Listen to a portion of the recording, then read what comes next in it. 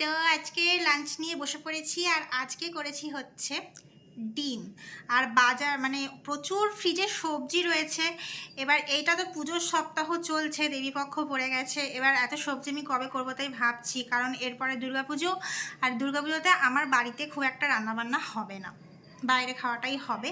আর show রয়েছে, সুতরাং এমনিই বাইরে খাওয়া হবে, বাইরেই থাকা হবে। কিন্তু আজকে একটু ডিম খেতে ইচ্ছা করছিল, সেটাও একটু অন্যভাবে। এই যে বানিয়ে ফেলেছি হচ্ছে ডিম, আর এই ডিমটা বানিয়েছি কিন্তু আমি পোস্ত দিয়ে আমি ডিম বানিয়েছি, তো অন্যরকমভাবে। আর এটা হচ্ছে চাল কুমড়ো ঘন্ট, এটা কালকের ছিল, মানে কিছুটা বেঁচে গেছিলো, ওটাই আজকে খাওয়া হবে আমার।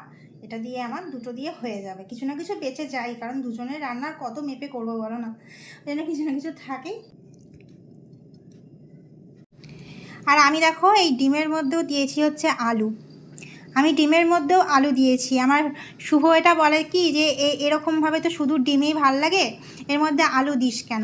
কিন্তু আমি আলু প্রেমী, তো যে রেসিপিই করি না কেন একটু আলু দিলে আমার বেশ ভালো লাগে খেতে, তো ওই জন্য আমি সব কিছুর মধ্যেই একটু আলু দিয়ে দিই। তোমরা কে কে আলু খেতে ভালোবাসো আর এরকম আলু খাওয়ার জন্য করো, এটা একটু কমেন্ট করে জানাও, আমার মতন কে কে আছে পাগল। তো যাই হোক, এবারে আমি খাওয়াটা স্টার্ট করি।